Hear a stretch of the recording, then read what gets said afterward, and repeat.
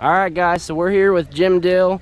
He's the owner of Crockett Gator Bait Company and James Dill Guide Service. So today we're doing a weekly report video, and he had a guide trip today, so he was going to tell you about that and how the fish are biting on Lake of the Ozarks. All right, well, like you said, did a trip today, did an 8-hour trip. We put in 6:30 to 2:30. We probably caught 35 fish. I don't know, 8, 9 keepers today, kind of mixed it up. We started off this morning throwing a 10-inch Berkeley power worm. Kind of been a real solid pattern here for the last several weeks. And basically, you know, my rig, I've got a 5/0 Gamakatsu wide gap hook. I like to put a little glass bead on there and then a 3/8 ounce tungsten. That bead will really rattle on there when you get in the brush. You just kind of shake it, you know, gives you a lot of action. 17-pound fluorocarbon, 7'3" Falcon rod with a one of these brand new Quantum Smokes 8-to-1 reel. Really helps you, you know, once you set that hook, get them fish up out of that brush and get them in the boat. You know, that's the rig we was throwing today. Caught a lot of fish on that 10-inch worm.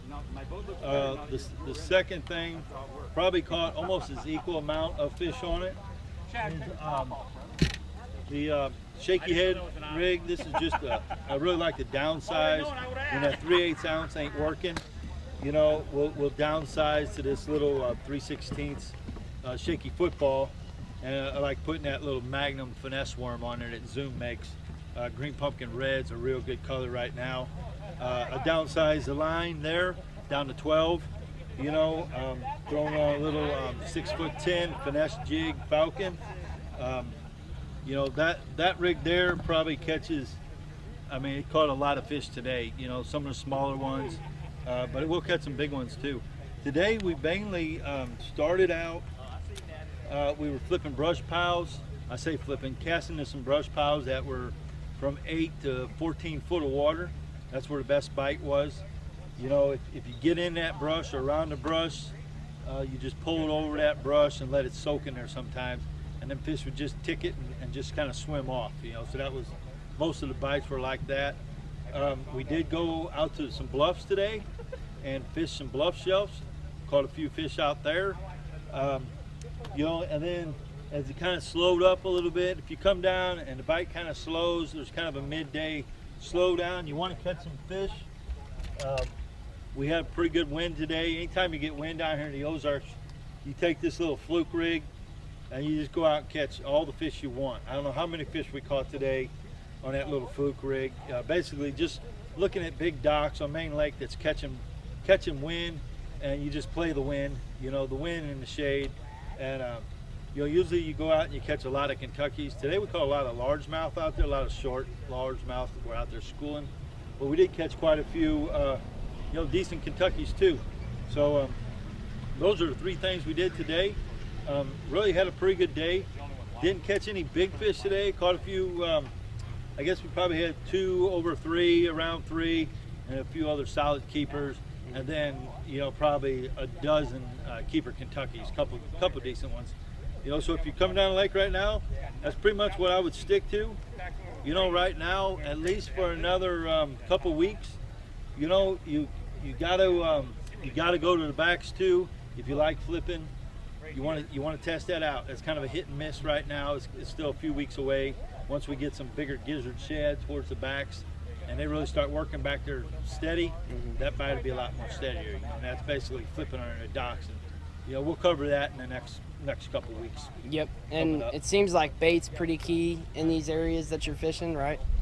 Yeah, absolutely. If you go back in the creek and there's no shad at all, you might as well forget it. You're not going to get a bite, you know. But if you get back in there and you see some of these schools of these bigger shad, then you're in the right area. You know, it doesn't necessarily mean the fish are going to be there, but the odds are there's fish there. If the big gizzard shad are in the back, bigger schools, them fish are right there with them. So, and that bite's coming. It's going to get real good here in another couple weeks.